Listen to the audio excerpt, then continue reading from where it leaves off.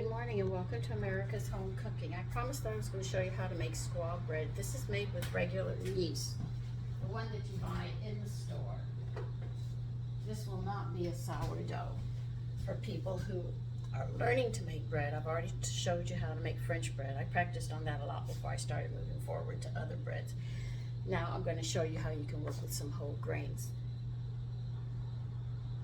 Alright, they want 2 packages of yeast.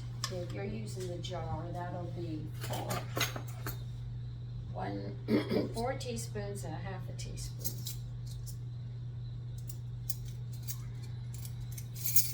I know this is pretty.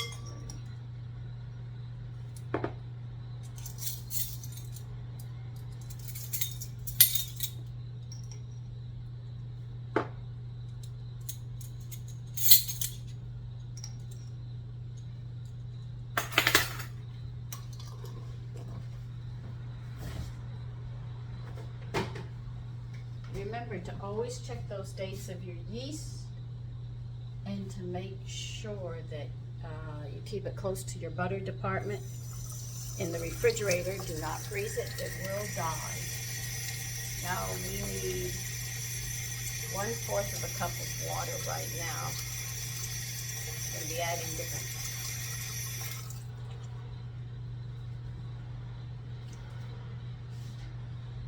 Don't worry. I know what I'm doing in this, I do it so much. Now they want 1.5 tablespoons.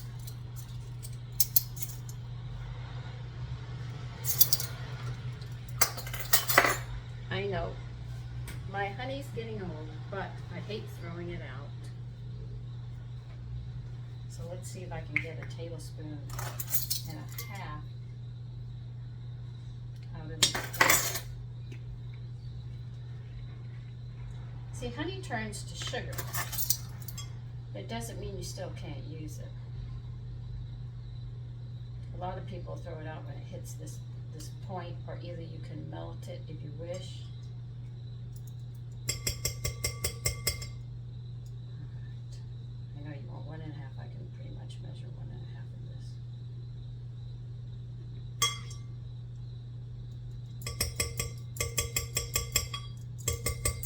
Now this is supposed to proof your yeast to see if it's active. Stir it around and we're going to let it sit a bit. I already know mine's active, but you know, I'll go through the steps to show you.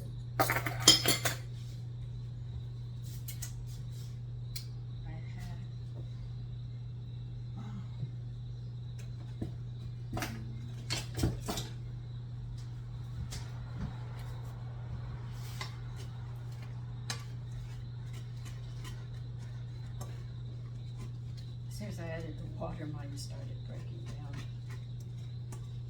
It started activating itself.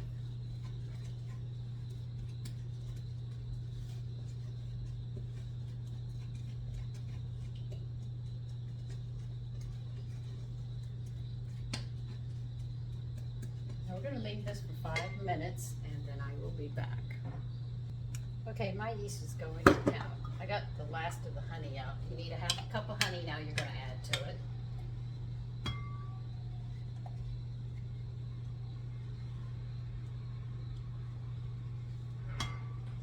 You want 2 cups of water.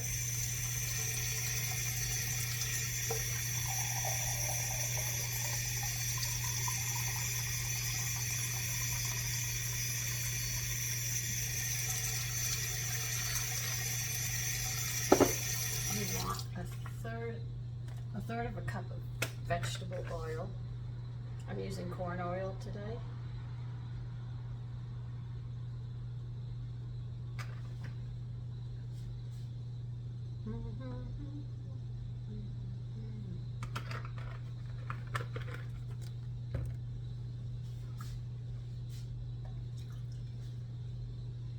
Okay, and from this we're going to add I need 1/3 of a cup.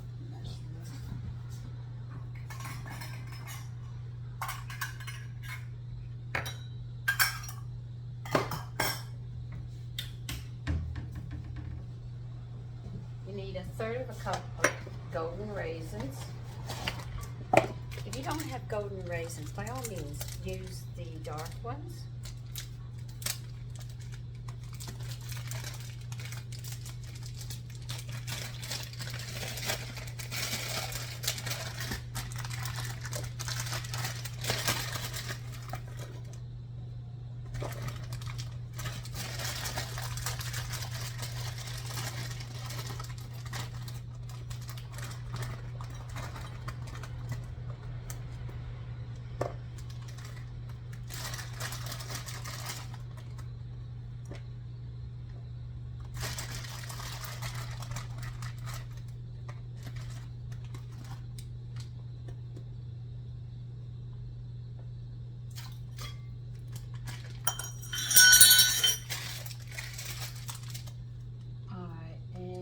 Going to need 1 1/4 teaspoons of salt.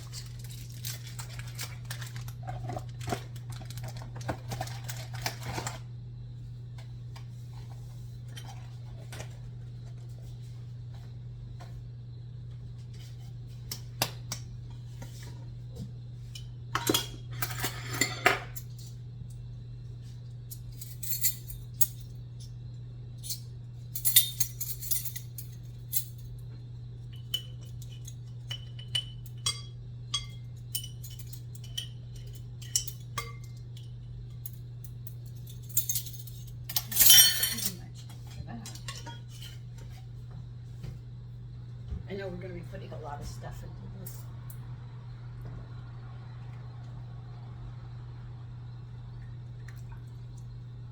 All right, now we're going to add 1/2 cup of powdered milk.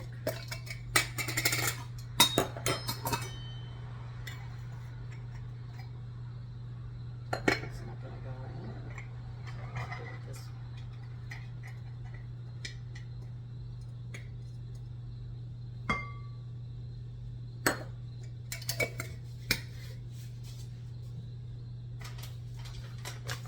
Rye flour, you're going to need 1 1/2 cups. So it has a lot.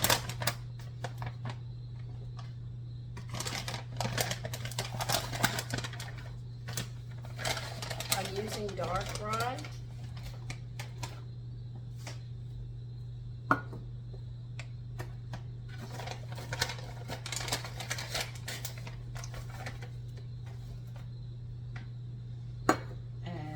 Going to need 2 1/4 cups of all-purpose flour.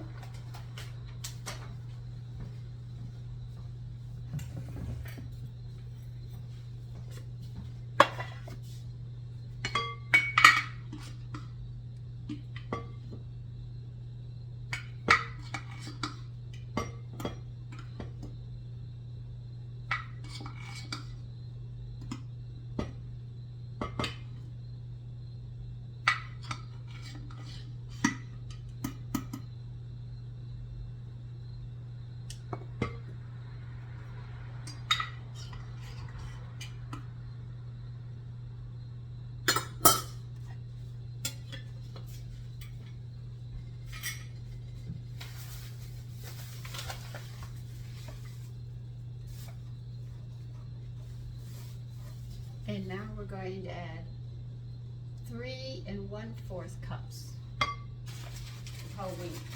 I'm going to withhold a cup because we're going to have to put it on the counter and knead it.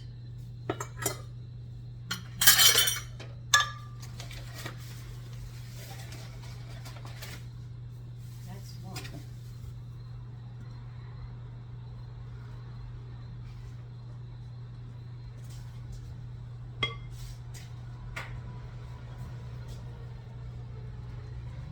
This actually comes from an early Native American bread.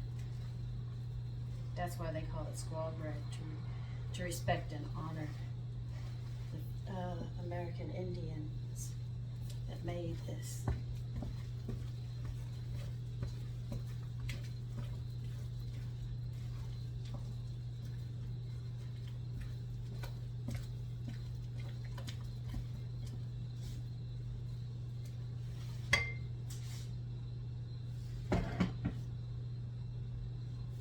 gave it a little bit of a modern twist to it, but not a lot. I'm sure that they had their own yeast that they had to capture and work with.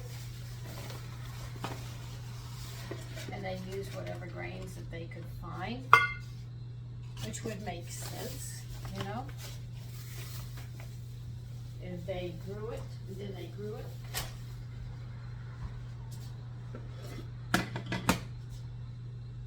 Because they had orchards and everything.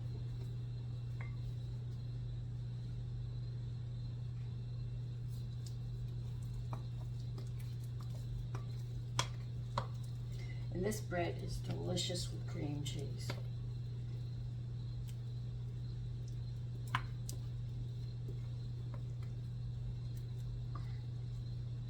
And sometimes I would like to have this just toast it and put butter on it. It's just that good.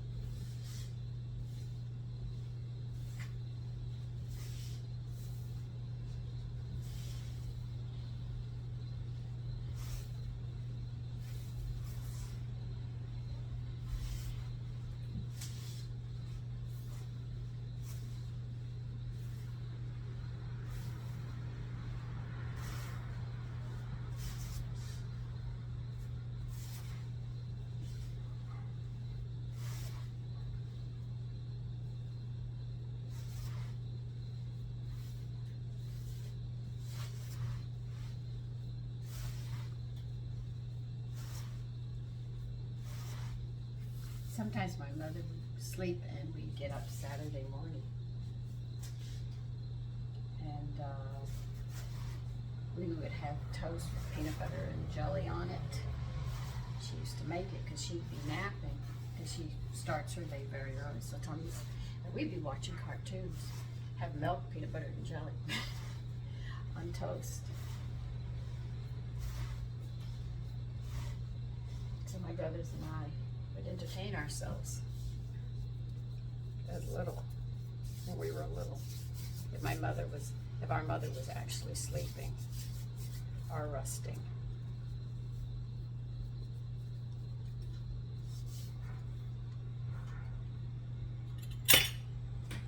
And we had to wait for the cartoons to come on because the television went off at 10 p.m. My husband brought me up here. It was very hard for me to believe. Television went past 10 o'clock at night, and I would watch the old late movies. It was new for me. The television could go 24/7. And after I'd been up here a while, and I went back down to Texas, my brother was saying, "You've got to see BBC. Man, the educational I said, "I've been watching it for years up here." We didn't have it down there. He was shocked that it had been around that long. I said, "Yeah, I went up there and I started watching. I learned a lot on the nature programs."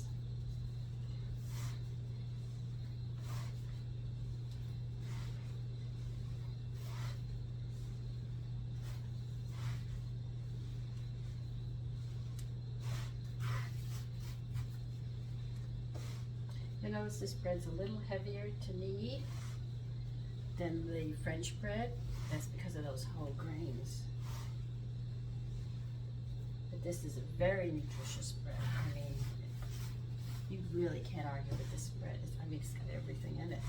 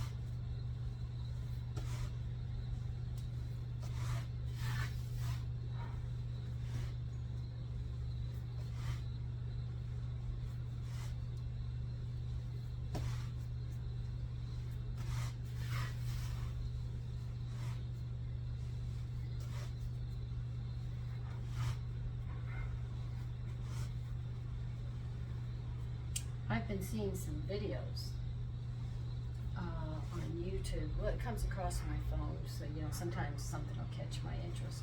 And I noticed somebody was talking about calcium and magnesium, and they were talking about diarrhea and constipation, and the way they were talking, I said, how am I going to explain this? Because it's evident he's not explaining it completely. Magnesium by itself will give you diarrhea. Calcium by itself will constipate you. But in a balance of 2 to 1, in other words, you take twice as much calcium as you do magnesium. In other words, if you take a 250 tab calcium, it's got to have 125 magnesium. And it's perfect balance for your body. But the thing is that each person has their requirement of what they need. I mean, my sons cannot take as much as me. I take more than they do because I'm female and I'm more hyper. And it's a tranquilizer. Both of those minerals are tranquilizers as well. If you take too much of the combination 2 to 1, you might find yourself with a slight case of diarrhea, so you have to cut back on the tab. If you find that you're still constipated, you sit there and you increase the tab according to your stress levels and stuff. It's not one dosage works for all people. It doesn't. I mean, I've got one son that's got to take a lot less. I take more, and the other ones, so we all had our different ratios. And my husband had his ratio, and I adjusted it accordingly to them. Now, a lot of people don't know that you don't clean your system out. I mean, you go once a day, right? But you eat 3 times a day. Sometimes 4, 5, you eat all day. You overload your system. But anyway, we'll get to that on another day. But what happens is if you don't clean your system out, your colon has pockets like that. It builds up in there. And if those pockets don't get cleaned, and the body can't get the waste out of the tissues into the colon, you know what it does? It backs it up into the cells, into your body. It starts storing the waste in your body. And it builds up and it builds up till you end up with problems, medical problems. Now, people who go and get a colonic, I have to tell you this story because you wouldn't, it's unbelievable. My husband, I'm very sensitive to chemicals and filth. My skin will let me know if there's chemicals, and it will let me know if there's filth around. My skin will break down a drop of a pin. I'm very sensitive to chemicals and stuff. Well, my husband served, so therefore they used chemicals. If he touched me, I'd break out in a bloody rash. If he held my hand, I broke out in a rash. I just broke out in rashes. He was going to the chiropractor, and who's also his friend, and he said, Paul, he told Paul what was going on. Dr. Paul said, I want you to go for a colonic. I want you to go once a week. And this went on for 6 months. It went on once a week. He had to go for a colonic for 6 months. Every week. He couldn't miss a week. And Dr. Paul had explained that the toxins were backed up into his system. So when you take that colonic, it flushes the colon out, right? But you've got backup toxins in your body. And the body will start pushing it into the colon again, and you have to flush it again. And this goes on, and because the body doesn't do it overnight, it builds up. Because my husband used to come home, he said, I can't believe all that they found. I didn't believe all that came out of me. He said, I didn't need that much. But the body was getting rid of the toxins. As the body was getting rid of the toxins, my husband was getting smaller and smaller and smaller. He's getting healthy. And I quit breaking out. So at the end of 6 months, I'm not going to tell you some of the jokes that went on in that doctor's office, Paul's office, but they were hilarious. I was cracking up. I had tears in my eyes. But anyway, that's what happens. So you think that you've been moving your bowels, and some days you're constipated and some days, but you just sit there and you go, right? But if you can't clean everything out, it builds up. And if you take a colonic, you'd have to go for weeks and months before you clean your whole system out. And as you do this, it cleans your system out. So if you think people are fanatics going to go get a colonic, they're not. They're trying to keep their system clean. But that's what happens to the body. The body through the years starts packing it up, and it backs up and stores it in your fat, stores it in your tissues and everything. So it's very important that you do clean your system every day. You go to the bathroom. But the thing is most people are constipated. If you sit down, you should be able to evacuate your bowels in less than a minute. If it takes longer than that, you have to strain, you're constipated. But that's the truth. I mean, it really is. So, that's what happens to the human body with toxins. And the body is a storehouse. It will store things like that, and chemicals and all. And it takes a little while to get it out. So, calcium, magnesium is very, very good for you if you need it. Now, your cultures, to get them back into your system, digestive aids that have ox bile in them, acidophilus culture, if you don't want to buy that stuff. In vitamin forms, you sit there and you can, buttermilk is good for you. Yogurt is, if you make your yogurt, you buy it in the store, it's so weak it doesn't do anything for you. But buttermilk, that puts cultures back in there. Sourdough does the same thing. It helps get that food out and poisons and stuff out of your system. So as you get more toxic, if you're having trouble moving your bowels, I know it's a sensitive topic. People say, oh, I'm fine. No, you aren't. The thing is that helps you as well. Sourdough bread does help you. It helps clean the system, put cultures in, breaks the food down. I got a sink full of dishes right now. I'm trying to clean my bowl. And this is very important. And people don't like to talk about it. But it is an issue that should be talked about. Not saying that we're fascinated by it, but for your health. But it does back up, and people are unaware of it.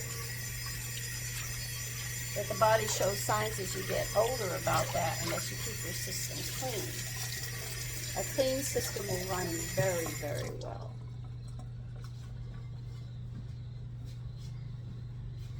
In my home, if somebody says they have to go to the bathroom, they are not kidding. They got to get in there. I mean, we don't play around and sit in there grunting and groaning. But if you have to grunt and groan, and you are backed up and you are constipated. So enough about the digestive system as we finish up on this bread. What a conversation to be making. while you're making bread, but I talk with you while I'm kneading and doing this to help you understand your body and what it does. Now we're gonna have to, I'll finish kneading this in a minute. I'm just cleaning the bowl and getting it ready. Put some oil in it and grease your bowl, sides and all. Not the outside, just the inside.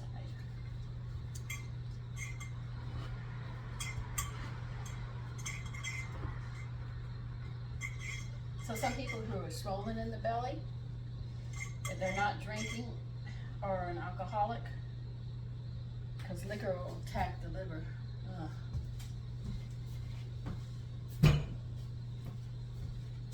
That usually comes from a dirty system. And it'll show in your face, on your skin as you get older.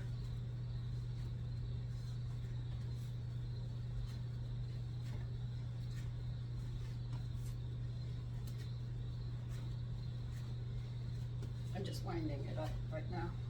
Get it ready to rise.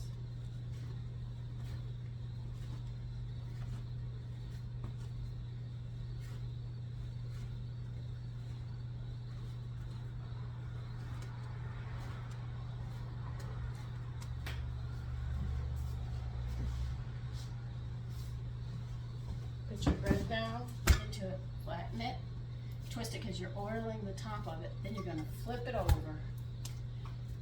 Make sure it's thoroughly greased because you don't want this one to dry out. Now because this is not sourdough, we have to cover this and keep it in a warm place. Now, I use these ceramic bowls. These are heavy bowls that hold the heat in of this. And because today's a little chilly, I'm putting 2 towels on it to make sure it stays nice and warm.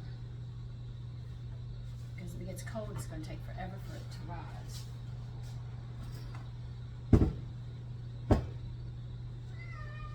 So I'll see you when we're ready to do the second rice. For a minute I lost it.